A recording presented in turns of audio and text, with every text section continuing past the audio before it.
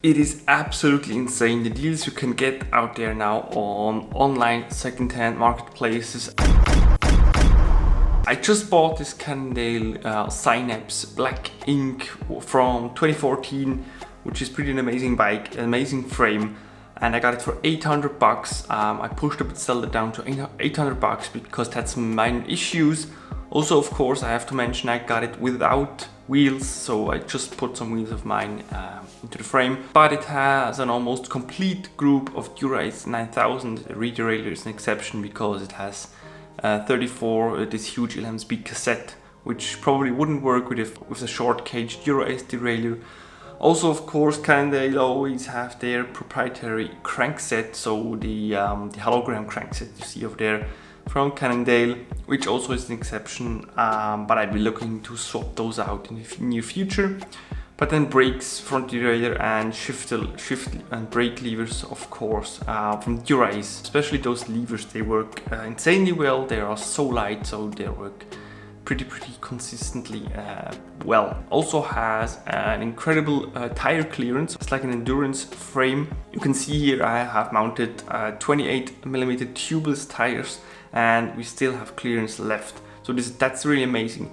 And you could argue that I even can go with time with this bike because we see 25mm or more being established as standard width for the road bike. Even 28mm or 30mm. Being able to mount that on this bike is really cool because it's an 8-year-old bike, and back in those days 23s were like standard. And of course, if you calculate like the loss of value over time, because this bike was a $6,000 bike back in the days in 2014, which then counted like a really high-end bike. And if you count years down with the percentages of the lost value, you would arrive at like below the $1,000 mark. But besides this loss of value over time, why is it that rim brake bikes are so cheap now? I believe that pretty much everyone wants to get rid of their rim brake bikes because disc brake bikes are now future-proof. You see a lot of brands making the switch to disc brake only, and they don't even have a rim brake option that they offer. And also then you can just like really rely on